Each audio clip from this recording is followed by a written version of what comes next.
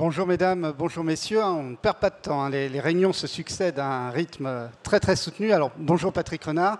Bonjour Rémi. Alors vous êtes directeur du département actionnaire d'Air Liquide.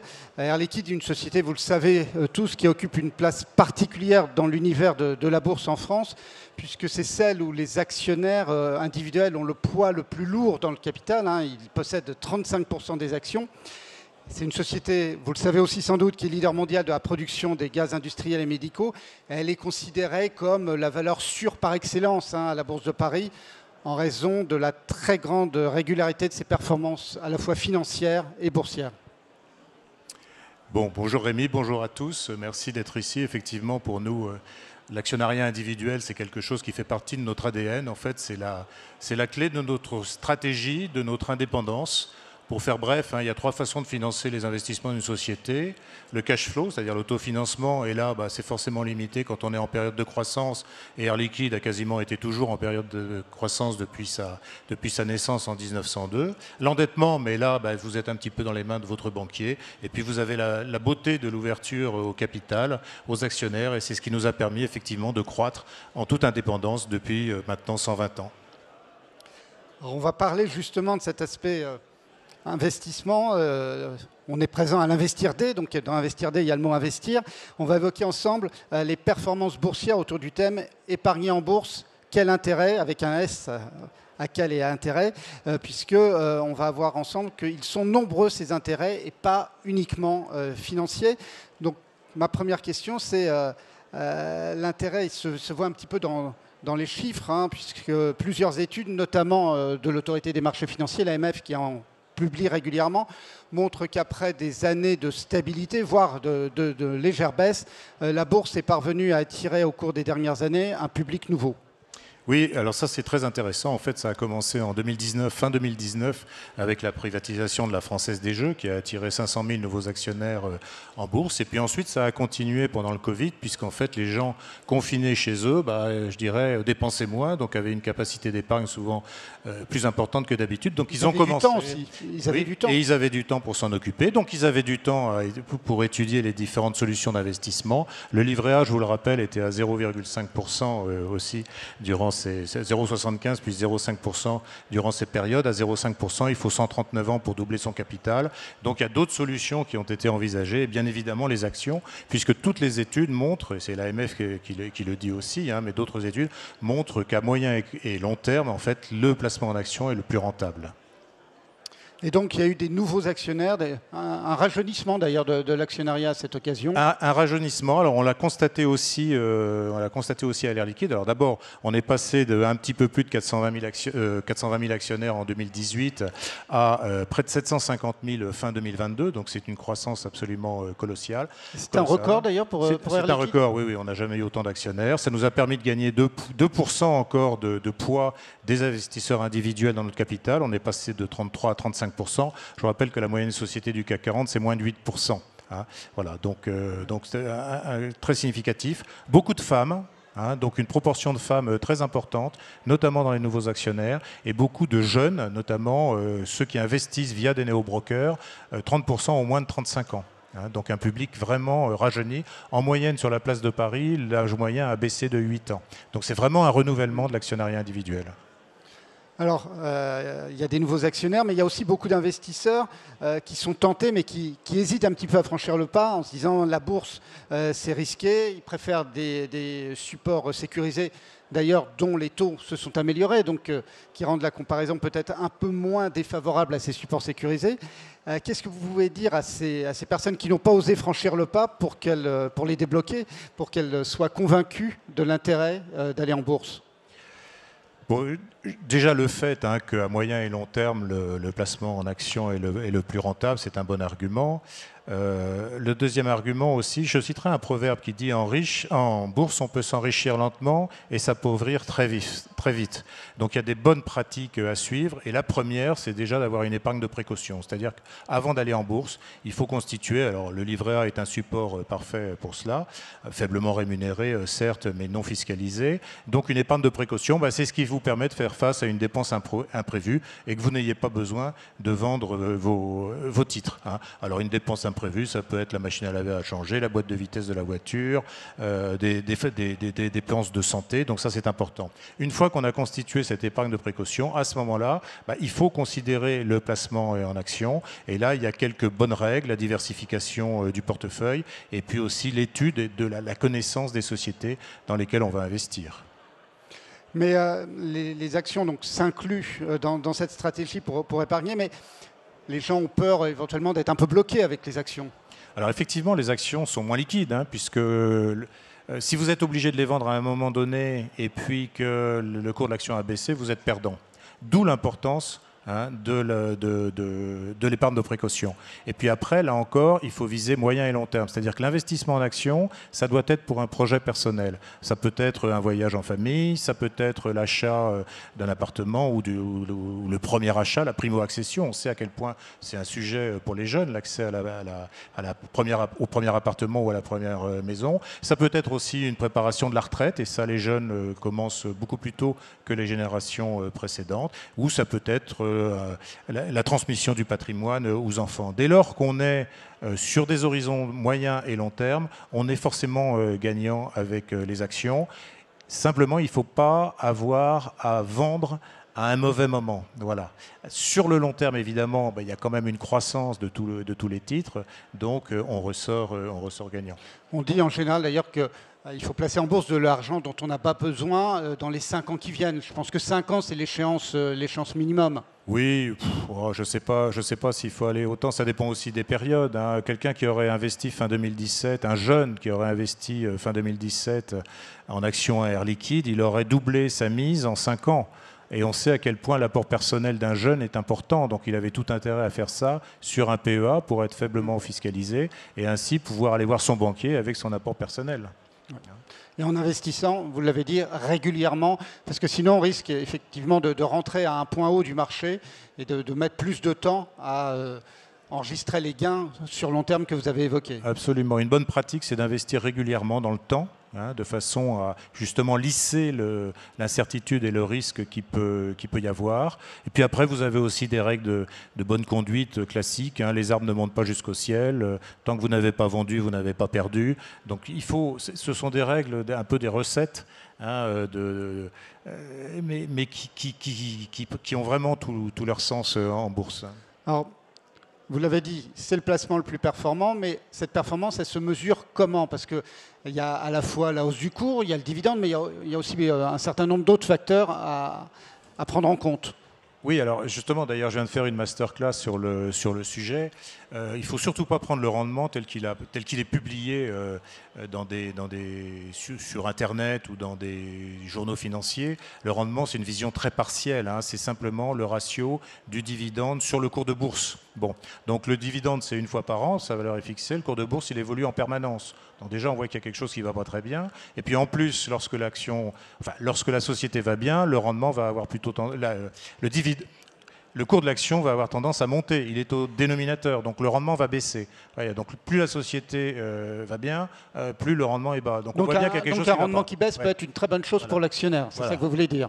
Oui, enfin je veux dire, c'est totalement paradoxal. Donc nous, ce qu'on conseille plutôt, c'est de regarder un indicateur qui prend tout en compte, qu'on appelle le TSR. Alors désolé, c'est de l'anglais, Total Shareholder Value. Ou c'est ce qu'on appelle aussi la performance boursière globale. Investir, l'a d'ailleurs publié dans le numéro que vous avez pu prendre à l'entrée pour les valeurs du CAC 40. Oui, et alors ça prend en compte le cours du titre, déjà ça c'est important, en plus ou en moins, puis les dividendes qui sont versés, les actions gratuites que peut être amenée à verser la société. Donc ça c'est une pratique de certaines sociétés, de quelques sociétés, dont Air Liquide, qui en moyenne distribue une action gratuite pour 10 tous les 2 ans.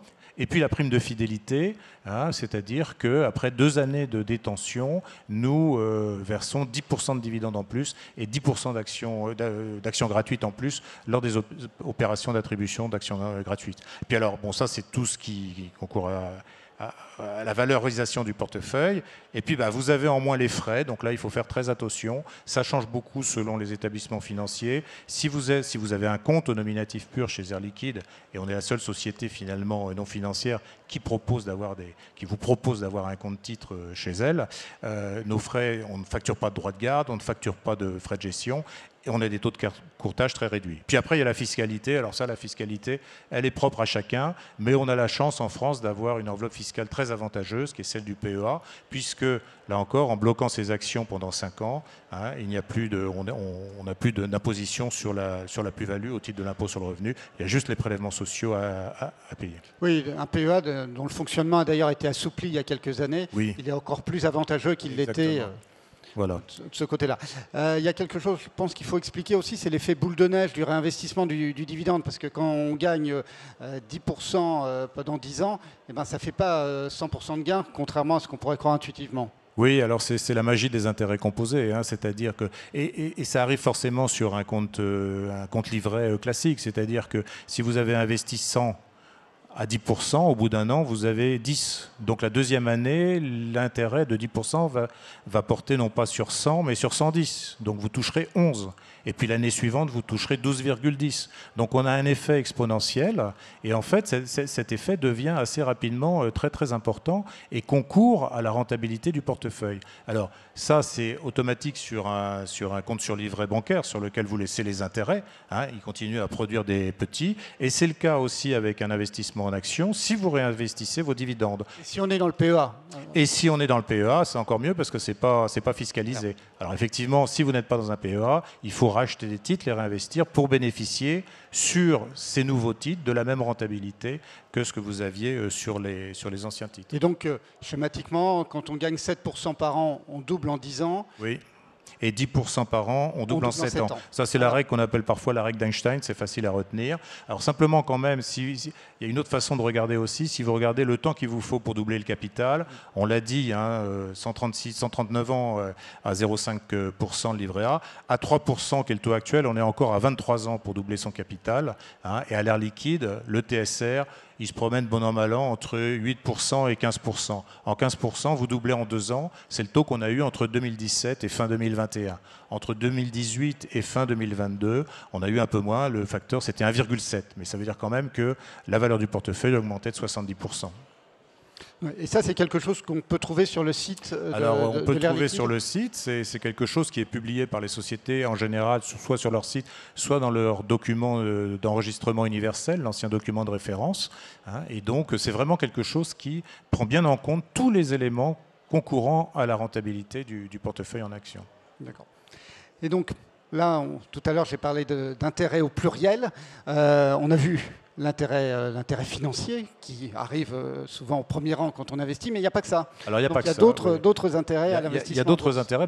Derrière, l'intérêt, c'est qu'il y a une société. Hein, c'est-à-dire qu'on investit dans l'économie réelle. Quand on est actionnaire, il faut s'intéresser à la société dans laquelle on investit. Bien entendu, le premier objectif, c'est de faire un investissement profitable. Mais après, on peut contribuer à l'économie réelle. On n'investit pas dans un livret financier, un livret bancaire. On investit vraiment dans des sociétés. Une société sont des hommes, des femmes, de la technologie, des projets. Et ça, il faut s'intéresser à cette société parce que, évidemment, il faut investir à bon escient. Et investir à bon escient, c'est quand même se plonger un petit peu dans le business model de la société et se poser des questions sur les risques auxquels fait face la société.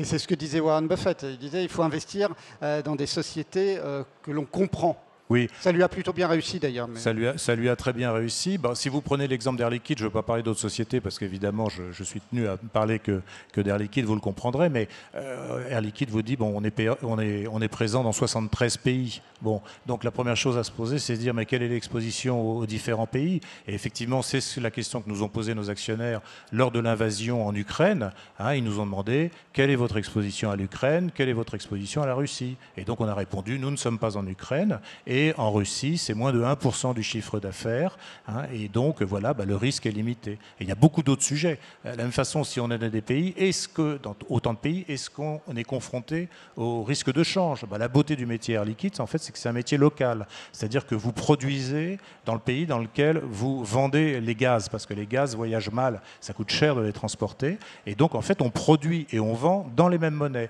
Donc, il n'y a pas de risque de change. Voilà. Il y a l'effet énergie aussi qui est important parce que Oui. vous consommez beaucoup d'énergie pour produire vos gaz, l'oxygène, l'hydrogène, l'azote. Oui, alors évidemment, l'air, qui est notre matière première pour les gaz de l'air, est gratuit. Ça va, c'est pas trop cher. Jusqu'à présent. Hein. Donc, en fait, la vraie matière première, c'est de l'électricité pour les gaz de l'air. Alors, la beauté de notre métier aussi, c'est que, et ça a été très important avec ce qui s'est passé là aussi, avec l'invasion de l'Ukraine et les problèmes sur le gaz naturel, qui est une des matières premières pour la production d'hydrogène, c'est que nos contrats sont indexés sur les variations des prix de l'énergie. Donc, lorsque le prix du gaz ou de l'électricité augmente, notre prix de vente de l'oxygène, de l'azote, de l'argon, de l'hydrogène augmente, et inversement, lorsque les prix baissent, ça rebaisse. Et donc c'est pour ça que lorsque nous publions nos résultats, en fait, on les publie évidemment en valeur faciale, mais en données comparables, c'est-à-dire qu'on va corriger justement des variations de prix de l'énergie de façon à ce que l'actionnaire ou l'investisseur puisse suivre exactement la croissance organique de la société. Et ça a été très visible sur les résultats de 2022, oui. Puisque avec la flambée des prix de l'énergie, le chiffre d'affaires s'est envolé. Mais ça n'a pas eu de conséquences sur le résultat. Tout à fait. C'est-à-dire que, évidemment, comme les prix sont indexés, ça vous coûte plus cher de produire, mais vous vendez plus cher et, in fine, en fin d'année, vous avez quasiment vous avez le même résultat. Voilà. Alors, on a parlé au début de la régularité de la performance d'Air Liquide. En quoi son business model favorise cette régularité de la performance? Alors, il y a beaucoup de raisons et je dirais que ça, c'est quand même une grosse caractéristique. Si vous prenez toutes les courbes d'Air Liquide depuis des décennies, vous avez une croissance extrêmement régulière du chiffre d'affaires, des résultats, du dividende, du cash flow. Tout ça, pourquoi? Parce qu'en fait, on a un métier d'abord qui est très diversifié géographiquement. Hein. Première chose, donc on est dans 73 pays, donc ça veut dire que c'est autant de risques politiques, comme on l'a dit, certes, mais ça veut dire qu'on a un panier diversifié de pays. On a 37% de notre activité qui est sur des contrats de long terme, des contrats de 15 ans, c'est-à-dire c'est les contrats pour les très grosses consommations, pour la pétrochimie, pour la sidérurgie, et ces contrats donc sont des contrats de 15 ans. Quand vous avez un portefeuille de contrats de 15 ans, ça veut dire que vous n'avez à renouveler chaque année, en gros, ou à renégocier, qu'un 15e de votre portefeuille. Donc vous avez 14 15e du portefeuille dont vous connaissez pratiquement le 2 janvier le chiffre d'affaires que vous aurez. D'autant que souvent il y a des seuils minimums de consommation. Alors oui, on a aussi des clauses qu'on appelle take or pay, enfin c'est une pratique du métier, c'est-à-dire que dès lors que nous avons fait un gros investissement, pour un client, évidemment, lui-même s'engage à prendre des quantités. Après, il y a d'autres. Si on regarde ensuite, il y a 40% de l'activité, c'est ce qu'on appelle le métier marchand. Alors ça, ce sont les bouteilles ou les camions de gaz liquide que vous voyez passer sur les routes. Et ça, c'est 2 millions de clients dans le monde. Donc là encore, beaucoup d'applications, beaucoup de processus. Et en fait, la beauté de l'Air Liquide, c'est que nous sommes... Alors on est B2B, essentiellement. On est matière première de toutes les industries. Et c'est ça qui lisse le risque. Et in fine, une des règles en bourse, c'est de diversifier son portefeuille. Finalement, quand vous achetez une action Air Liquide, vous achetez déjà quelque chose qui est diversifié du fait de la multitude de clients. Je n'ai pas parlé de la santé, c'est 1,9 million aussi de patients dans le monde. Donc tout ça, ce sont des facteurs de diversification du risque et donc de lissage des variations du portefeuille. Alors, à titre personnel, même si Air Liquide est une société très diversifiée, je vous conseille quand même de diversifier votre portefeuille au-delà d'Air Liquide. Hein, parce qu'on a des lecteurs quelquefois qui nous disent « j'ai tout mis en Air Liquide », je dis « c'est très bien, mais on ne sait jamais ». Tout à fait. Voilà.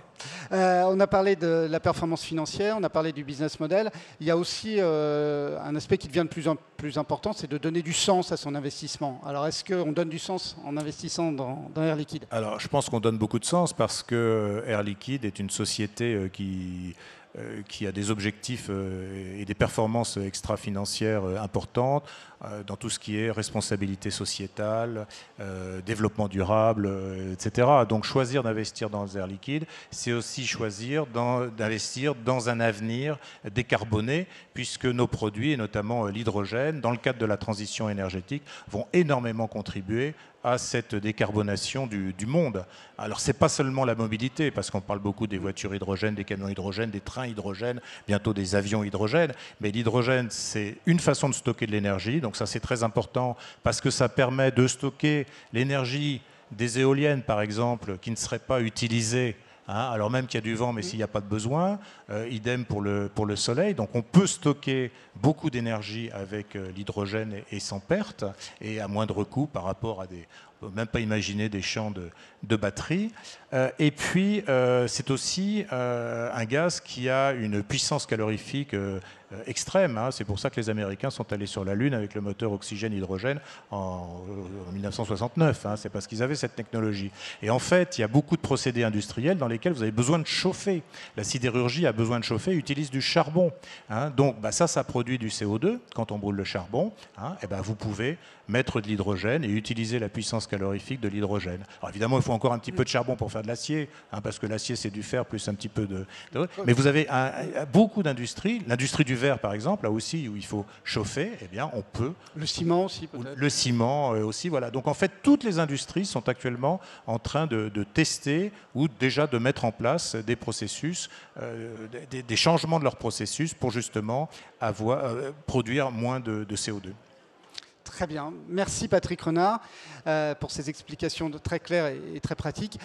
Nous n'avons pas le temps de faire les questions en direct, mais si vous avez des questions à poser, Patrick Renard et ses équipes sont présentes à leur stand et accorderont du temps à vos questions.